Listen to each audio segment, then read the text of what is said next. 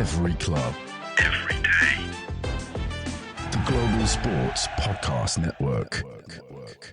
Hello and Happy New Year. Welcome to the Daily Brighton podcast.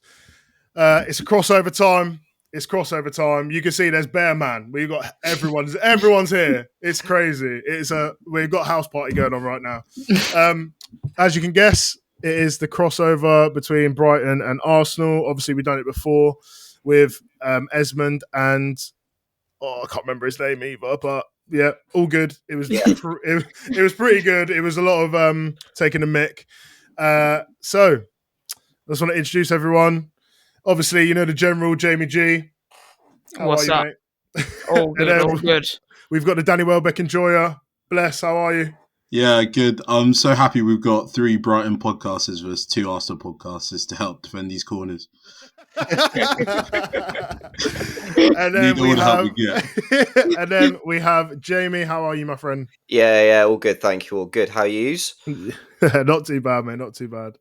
And last but certainly not least, Matt. How are you, sir? Yeah, very good. Thank you. Very good. How are we all? All good? Yeah, we're all good, mate. We're all good. Right. So a little bit of admin. Let's just clean this up before we get into the nitty gritty of it. So Arsenal versus Brighton. Obviously, the last game was a 1-1 draw. Brighton's last 5, it's not looking good, Brev. I can't lie. 1 loss and 4 draws. It's not good at all. Arsenal's last 5, we are winning 1 draw, 4 wins. That's what you lot love to see. We don't really massively care, but it's not looking good for us in that sense. And in the head-to-head, this is just the last 5. 1 draw, Arsenal have won 3 times, and Brighton have won once. In terms of injuries, Brighton will be without Kadioglu, Ferguson, Welbeck, Milner, Hinchelwood, and potentially Matt Swiffer. Not 100% sure on that one. And Arsenal will, of course, be without Timber because he's suspended, Ben White, Bukayo Saka, which is the big one, Sterling, and Tomiyasu, but I didn't even know Tomiyasu still played for Arsenal at this point. Anyway, Jamie, how has your season gone so far? We know that you're in the midst of a title race. How is it going? I'll be truthfully honest. I think I speak on behalf of the boys. We kind of a couple of weeks back said that we were not going to talk about the title. We were just going to let the season kind of just play its course. And look, if we can maybe start putting pressure on Liverpool, then maybe that discussion can be had another day. But look, at the end of the day, it's another game. It's just another game to go and play, and just to go and pile pressure on Liverpool, but also to kind of to just separate the gap as well from the teams that are just below us. Because I mean, the Premier League table, it's not what any of us expected. No, not at all. Nottingham Forest are up there. Bournemouth are up there. So yeah, that feels weird you saying that. Yeah, I know. And then Man United and Tottenham are obviously, I think they're both in the bottom half, aren't they?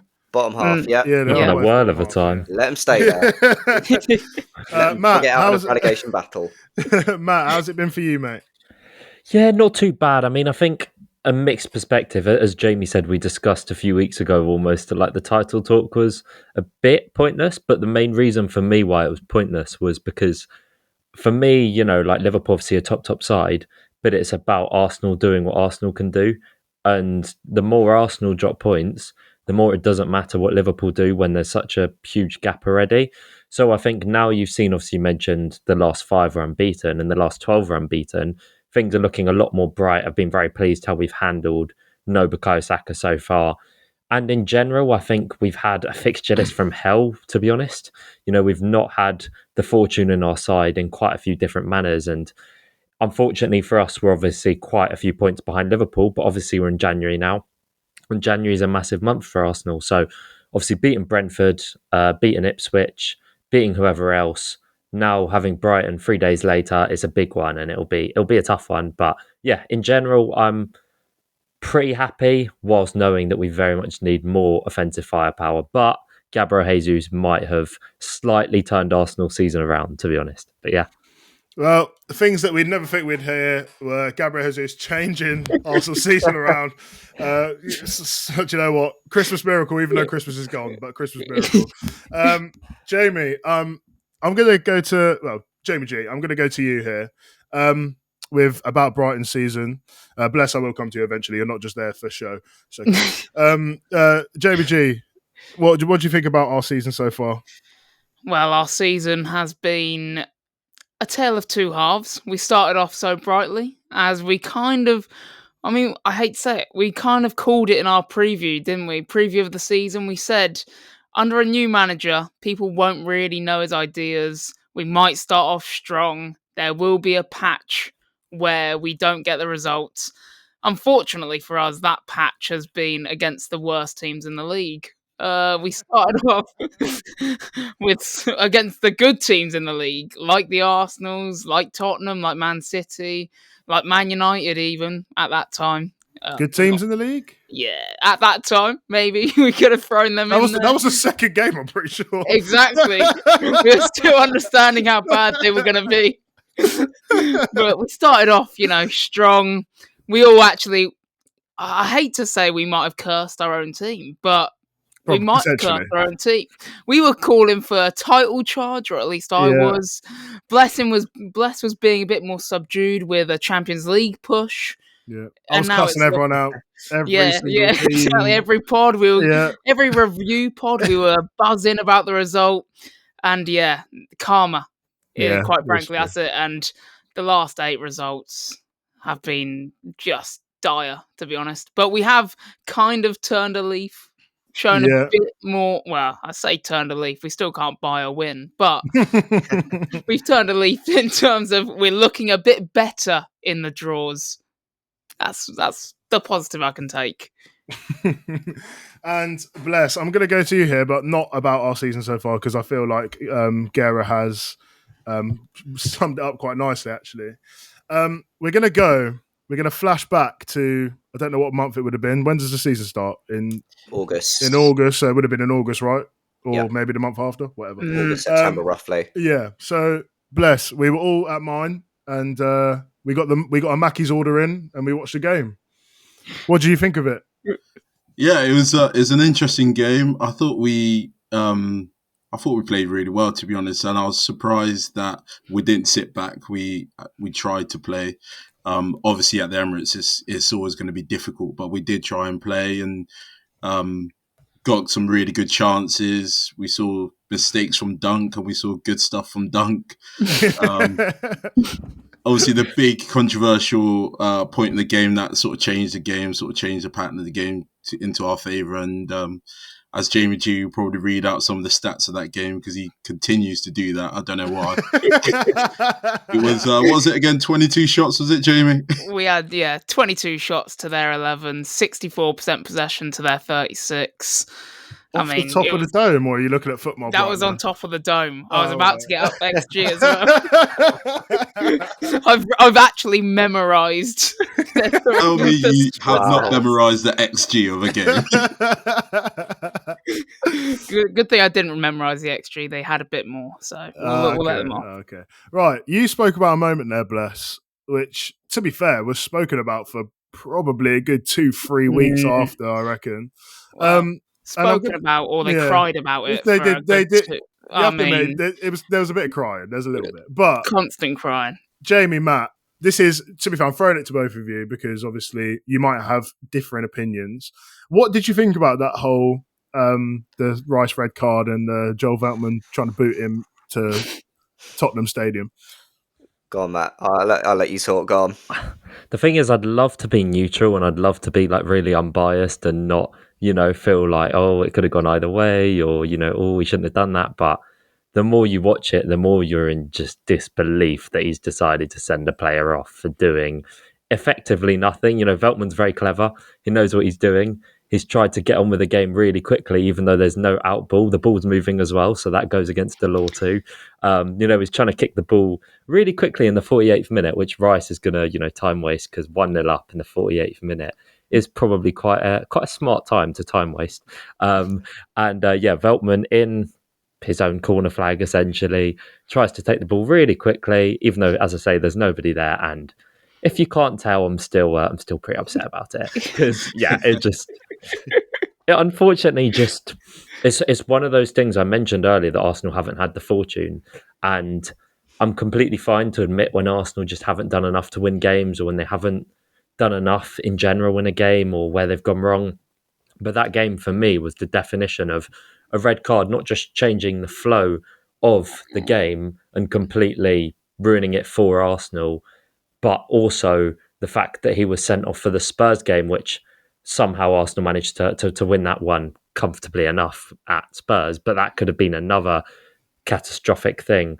And yeah, unfortunately, I think that moment really changed not even Arsenal's season, but like in general, that was a really damaging one for Arsenal. One question I have is... Here he is, mate. He was clocking to... He was going like that. Yeah, mate, he was waiting, mate. Go on, son. One question I have, I mean, before our preview, I was looking through all the results that Arsenal had. I noticed they hadn't had a red card for a while. So do you reckon your players have learned not to cheat and kick the ball away and time waste? Or, I mean, just wondering. I'm afraid I'm not much of a nibbler. I'm afraid, so I hate to break it to you. There, Jamie, can I get a nibble from you, please? Or... Look, at the end of the day, look, what happened, and look, at the end of the day, we're going to be out for a bit of revenge now. So, at the end of the day, we're going to go to the Amex, and I think the red card has kind of like shaped Arsenal in a way because we've been a bit more. Like, we still play our football, but we know not to just be rash now. The Brighton game kind of showed it. City, in a way, also showed it at the Etihad. So I think them kind of games have kind of really shaped us in a way just to play our football and not be too rash on the ball. What about the one at Bournemouth? Bournemouth, to be honest with you, I mean... I was still a bit divided with that because I didn't watch the game because I was away. But when I'd got back and saw the highlights, I was a bit like, well, I was a bit in two minds. At first, I was a bit like, I don't know, maybe Saliba didn't deserve to get a red. But then I was like, would Gabriel have got back on time? It was really I was really divided over it, to be fair. Bless, I need to get your. I know we are. This is a bit of a longer podcast, but Bless, I need to get your opinion on this one as well. The Bournemouth one. Do you know what? We'll start with the sort of just in general the whole red card, because obviously we're talking about now the sort of whole thing of red cards, and because it was like free and a pretty like quite quick succession. So yeah, I'm pretty neutral. I think the one against Brighton against us, I thought that was a bit harsh, but I was loving it. To be fair, I got up like it was a goal. So it is what it is. The Saliba one, I thought that was a definite red card. I would say that's the one that, well, to be fair, I mean Trossard as well, but I feel like that's just stupidity more than anything. Yeah, that one's obvious. But again, the officials are not consistent with it because I think it was João Pedro at the Emirates who's just smashed it down the line, and that was quite blatant, and nothing happened. I mean, I'm sorry, but how he didn't get yellow carded? I mean, I sat there screaming at the telly. I was like, right, so you can give a red card for just a slight touch, but for someone to just boot the ball away, not get yellow carded for it. And it made it even worse when he went and scored. But again, I still think that João Pedro goal was down to Thomas Partey. He let him run past, and I just thought if you just matched him stride for stride, it might have been a different story. I do think though, with just the last thing on like the obviously the decision on the day, I think it kind of just goes to show everything wrong with the Premier League at times or at the minute in terms of the refereeing side of things. Because I think if you look at that red card, the only reason that was kind of given is because the Premier League want to stamp their mark like they do every season on something different. But instead of following through with it the whole season, they wait for a team to be a guinea pig. That team also got screwed over twice, by the way, in that regard. And it's like, I think with refereeing decisions, if a referee gives a red card, you can always, or gives a goal or gives a whatever, you can always find a way to justify it. There's always going to be a way you can justify it. But what they, obviously, as I say, Arsenal were the guinea pigs on that occasion. And I think just a question I want to pose to you guys on the last thing, obviously on the refereeing side, because I'm sure you're a bit bored of hearing the refereeing and whatnot and that dictating football talk. But I think one thing for me, which is so wrong, is petulance and like minimal offences is almost seen as more of a red card offence than breaking someone's leg or trying to hurt players or anything. You know, I remember you guys got a really soft yellow as well, red, sorry, with against Bournemouth as well. I think it was with Carlos Baliba. And then you see players stamp on players or go over the top of players or elbow players or do X, Y, Z and don't get red. So I just wanted to get your opinions on that as well. Do you know what? I'm actually gonna, even though I'm hosting, I'm gonna put my 2 pence, my whatever the saying is. I'm gonna put it in right now.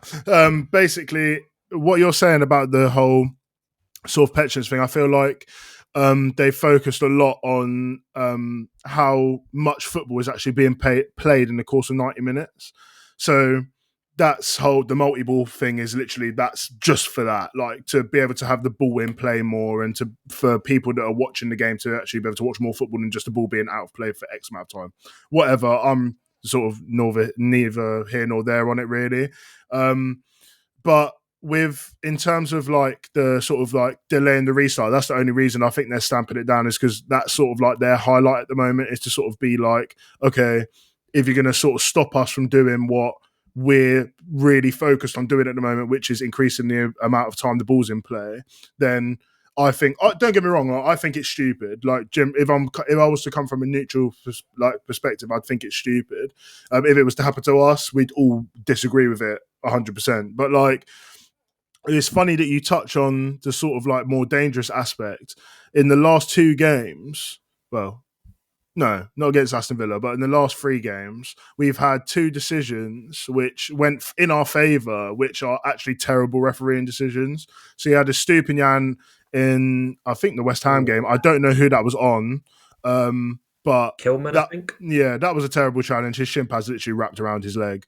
That could have been a broken leg 100%. And then the João Pedro elbow, which he didn't connect with, is literally insanity because we've gone onto the podcast and said if he actually hits him, he's turned around and looked at him before he's even swung the elbow, he's going to get banned for like a really lengthy ban. So, but to then go to VAR and then be like, nah, it's okay, just because he didn't hit him, even though he definitely had the intention to hit him, he just couldn't hit a barn door at the time.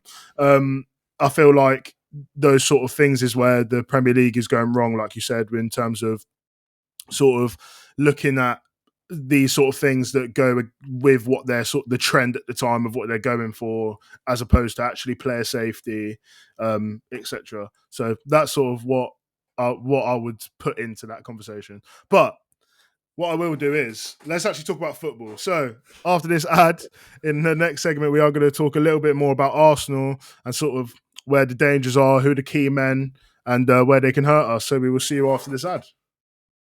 This podcast is brought to you by the Global Sports Podcast Network, the only network bringing you exclusive daily news and views on your Premier League team, the Premier League as a whole, women's football and fantasy football.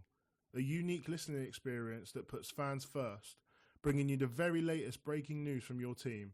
Subscribe wherever you get your podcasts and make us your first listen every day. Global Sports Podcast Network. Every club, every day. Hello and welcome back to segment 2 of the Daily Brighton podcast, brought to you by the Global Sports Podcast Network. We are joined by the Arsenal boys. We've got Jamie G and Bless, Jamie P and Matt. So, Jamie, Matt, where are you sort of seeing the danger? Obviously, you're missing your star boy. Where do you think you're going to hurt us? What do you think? How do you see the game panning out? I think for us, I see it panning out more in.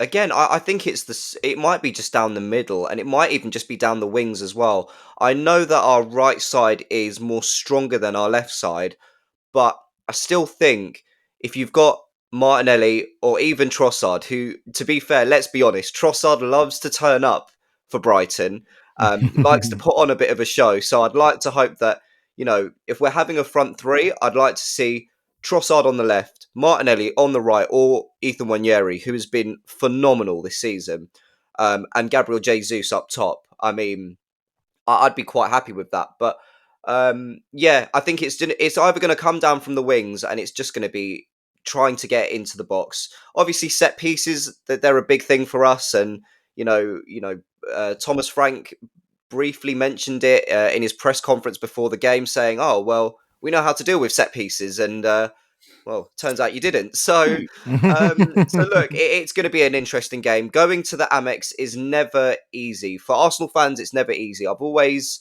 seen Brighton as Brighton away has been one of them fixtures where we've really struggled to grind a result out. I mean, last season was not bad. I think the season before wasn't too bad. I mean, I'd like to hope that we can. I was saying to the boys, we just need to go on a run. We need to be consistent here as well. And what about yourself, Matt? Yeah, I think I feel quite good, like generally going into the game. I think the players I think like Balibers are a fantastic player, for example. But I think Arsenal have Rice in that regard for a player who covers a lot of ground and is integral in the middle. And he didn't play against Brentford because I think he was ill or wasn't quite fit enough to. But you'd then anticipate he'll start in midfield against Brighton, particularly with Yuri and Timber out, which I think is big. I think two big things which the game will come down to is how well Arsenal play out of Brighton's press. I feel like because it's at Brighton, Brighton are quite inclined to probably be on the front foot and take the game to Arsenal, which I think will be quite a benefit for Arsenal. I think you look at that Palace game, once Palace got quite open, although we're not the best team in transition, I feel like we're pretty deadly. And I think the game state almost will be quite important in that regard, that Brighton push up on us, try overcommit in the press, leave gaps in behind. And Arsenal know, obviously, or they trust themselves defensively. And the defensive numbers recently have been back to where they've been last season, which is really pleasing. And I think the timing of fixtures is really important. And I think Arsenal play Brighton in a really good moment. As I say, Timber obviously being out is unfortunate. Havertz might be back, I'm not entirely sure. And Saka obviously being out is very unfortunate, but that's the reality of the situation. And I think obviously Brighton are a really good side, but they're in a tough moment. I think they will try, will be interesting, I guess, given Brighton's form, if they maybe go a tiny bit more conservative against Arsenal. But I feel like because it is at home, I'd be intrigued, obviously, to hear your guys' perspective on that. But because it is at home, I feel like they'll try to take the game a bit more to Arsenal, press up higher. And I think a player like Lewis Skelly will be really integral to just keeping the ball under pressure and going from there. And I think Brighton in the transition side of things will be pretty dangerous.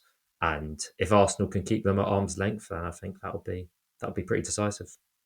Jamie G, we're speaking about sort of game state and sort of how you see us playing, and we mentioned a bit of maybe a conservative play. When we filmed not that long ago, I obviously spoke quite a bit about what I expect. So what do you think? Yeah, we've.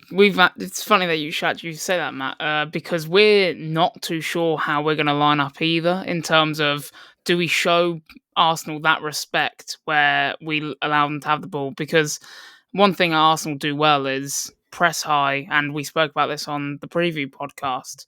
And they press high, and they have their defenders so high up that it just kind of suffocates you in, as Bless kept on saying.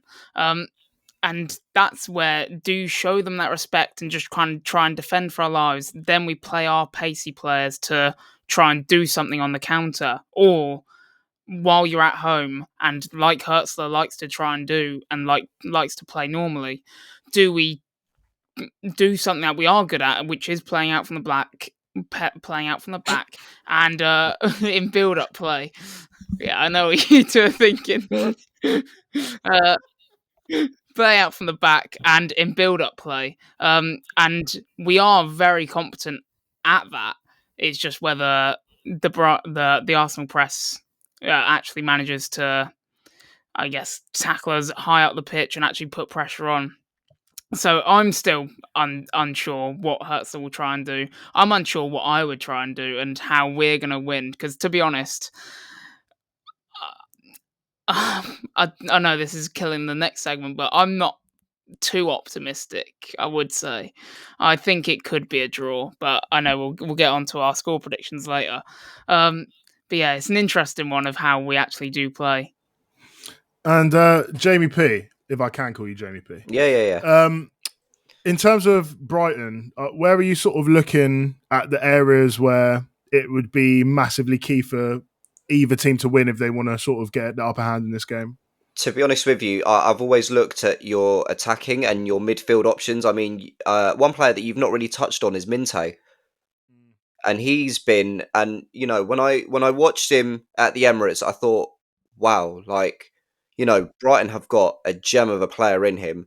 Um, I mean, for you guys, it's unfortunate that Welbeck's not going to be there because, I mean, this guy just like he has a thing for scoring against his old teams, and I mean that worries me. But thank goodness he is out. But I think João Pedro for me is that one player that is going to be really difficult to really manage because, as I touched on before, Partey couldn't even match his run, and that was exactly how you guys managed to equalise against us. Um, and I do believe, and I really hope, regardless of what the starting 11 is for the game, I just really hope that Arsenal kind of look back at the home fixture and be like, right, well, this is where we've gone wrong. And I also think that, going back to the whole red card situation, it will be a momentum to kind of be like, right, we need to kind of just keep our heads here, just keep playing our football, and just keep doing what we need to do. And then, we'll just have to see what happens. But it's going to be a very cagey game, I can tell you that. I think one other problem as well, I just want to very quickly say as well, with thinking about like Brighton and obviously you saying it's a cagey game, is even going back to that City game, that first 30 or so minutes was all Man City. I think if Arsenal were clinical, they could not finish the game early on, so to speak. But I think it'll be interesting if Brighton are that off the pace in that first 30 minutes, or if they do go a goal behind, how do they react? Likewise for Arsenal, but I think that game against Brentford just recently is a massive positive going into this one, essentially going to a really difficult away ground, winning every duel, not giving them a sniff, and then also coming back from adversity, being 1-0 down, which is the first time Arsenal have done that since Aston Villa, I think, in the 4-2 game. So I think that's just another big thing to add. And then, so Bless, what about you, mate? So obviously we just spoke about sort of like where you think the key battles are. In terms of us sort of stopping them, where do you think the key battles lie? Yeah, again, I'd go back to how we approach it. And if we do sit deep, we've spoken a lot about set pieces. If we do sit deep, I think that invites a lot of set pieces with players heading it away. So it's just finding a good balance of being wary, that they are a good team, they are a good passing team, but also we can't afford to sit deep and just give them that respect because that will invite crosses, that will invite set pieces. So we need to find a good balance of how we can sort of press high and get at them, but also be quite smart in game and drop back if we have to. One area I really see us sort of being successful if he does start. And I know, Jamie, you touched on it, Minte. I'm an absolutely massive fan of him, and I spoke very highly of him at the start of the season, but he hasn't really kicked on as much as I thought he would. He's still a young player, so you never know what's going to come up next. But he's very aggressive in the way he sort of attacks the fullback. He's very, very quick, and he's quite comfortable left or right. It's just that sort of end product hasn't really come through quite at the moment. So it's very interesting. I think if he does start, it will cause a few issues, especially whoever plays left back for Arsenal, I've noticed, likes to go into midfield, and that sort of pattern of play, that does leave a bit of space out there. And although Gabriel's very good at swooping over and coming over and cleaning it up, I think we can hopefully Gabriel has a bit of an off day, we can get past him as well. Into the box. Highly doubt that. It's a big ask, but that's where I think that's where we can go. We need to drag him around a little bit more so that it creates space for João Pedro as well. Yeah. So anyway, we're going to hear from our partners at Zencastr, and then we are going to go on to the Brighton segment, the final segment. So we will see you on the flip side of this ad. Here at the Global Sports Podcast Network, we spent a lot of time selecting our delivery platform. Zencastr came out the clear winner. With 4K video recording from your phone and AI editing that automatically removes all those ums and ahs, it's super easy to start a podcast that sounds great and is delivered efficiently. If you're ready to tell your story, check out the link in the show description to learn more about Zencastr. And we are back on the Daily Brighton podcast for our final segment.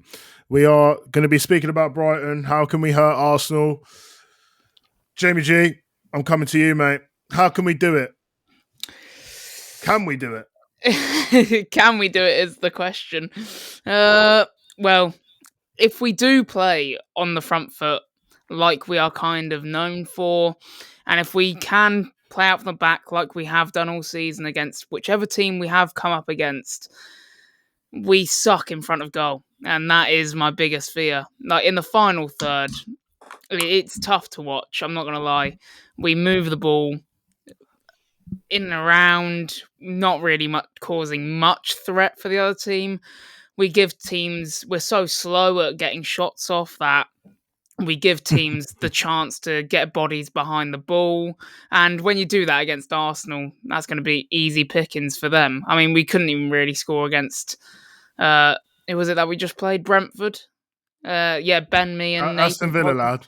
Yeah, sorry, last game before that. forgot about that one. We've all been the same, that's why. But yeah, Brentford, we struggled by just every shot. We had so much of the ball. We had so many shots. We pretty much lived in the final third, and we just couldn't get shots off because they just kept on throwing bodies behind the ball. And that's what the trouble was. I feel like this is going to be that times 10.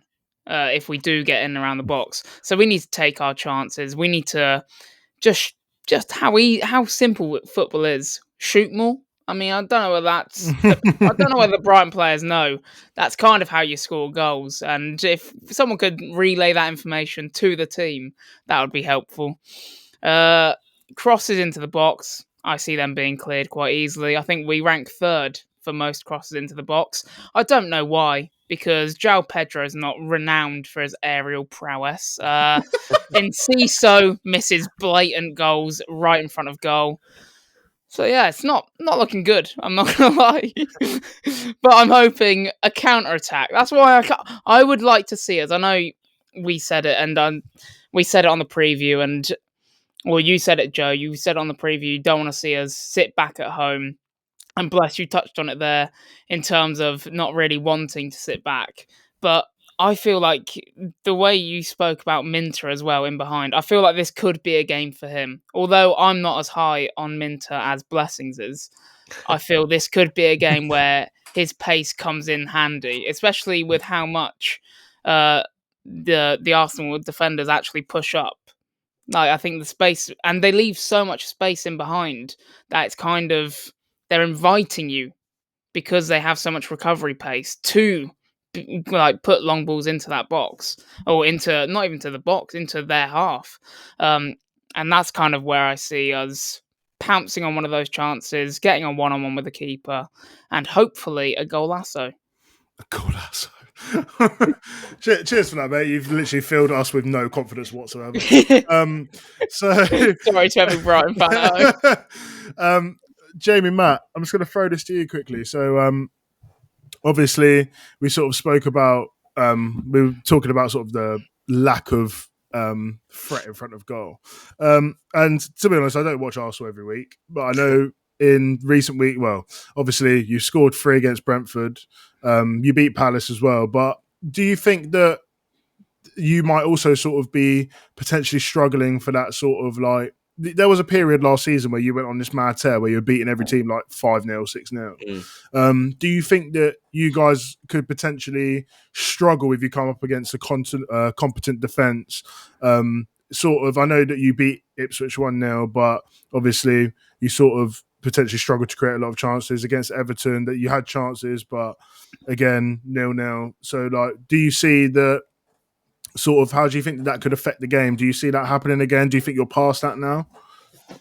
I think with Arsenal offensively, I think that Brentford game, as I say, is like such a pleasing one recently, because it feels like it's been a different performance to what I've seen from Arsenal for quite a while. Arguably one of our best performances of the season. I think you've seen generally that Arsenal's defensive side of things have got back to relative normal, but offensively there's been that question mark. And the best thing Arsenal can hope for in Saka's absence is that other attackers step up. Martinelli scored a great goal. Hopefully that's really good for his confidence.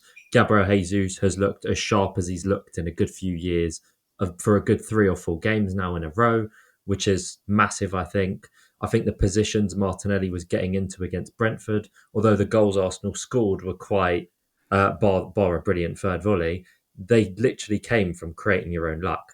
Arsenal haven't really scored those type of ricochet goals or anything like that because they've not counter-pressed as effectively as they could, or they've not created enough central situations as they could.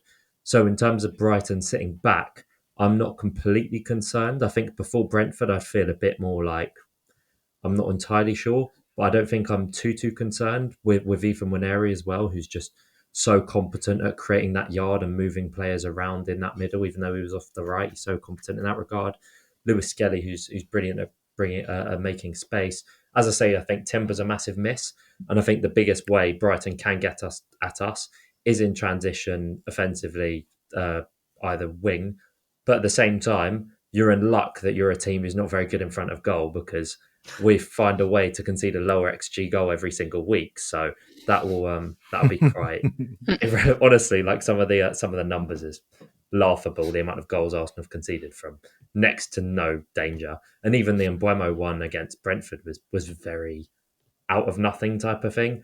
It was a set of poor mistakes, but it was about the only chance they had in 12 minutes and one of the only ones they had in the game. So ultimately, I think Brighton, to get anything against Arsenal, they need to be, obviously, it goes without saying, top defensively. Hope Arsenal have a bit of an off day offensively. Obviously, as I say, it's going to come down to those individuals in attack stepping up. I'd expect them to continue to do so, and it's integral they do. But I think, Brighton just got to be clinical offensively. And that's just the way you beat or get anything against an Arsenal or a team like that, or a last season City or any team like that, by being clinical, by being resolute defensively. I'm just taking your chances. So it's a difficult one for Brighton, but yeah. Bless. I'm just going to, just before we wrap it up and go to our predictions, I'm just going to ask you the question. It's very broad, but can we do it? Yeah, that's the question. It's done. I think we definitely can do it. And just to add on to what Matt's saying, if we do get a chance, we have to take it because we're not going to get a second or a third. And that's the most important thing. Like, if we can take that one chance that we do get, the game state sort of changes a little bit, and it could work in our favor a bit more to then play on the counter attack. But again, it sounds very obvious about when you're talking about scoring goals. But yeah, we're not going to get many chances against this defense, so we got to take it. Right. So just put it out there, it's been an absolute pleasure speaking to you all. A lot of ball knowledge is getting spilled around, apart from Jamie G, obviously. But it has been lovely. But what I'm going to do quickly is so from the last person that spoke, which is Bless, I'm then going to go back around and I'm going to go through all of your predictions. You're not going to have a lot of time. I'm just going to say your name and then you say your prediction. I don't want you to and ah about it. Just say it, okay? Right, ready? Cool. Jamie P. 3-1 Arsenal. Jamie G. 1-1. Matt. 2-0 Arsenal. BC. 2-0 Brighton. A Dingra. And I'm going to go for 2-1 Brighton.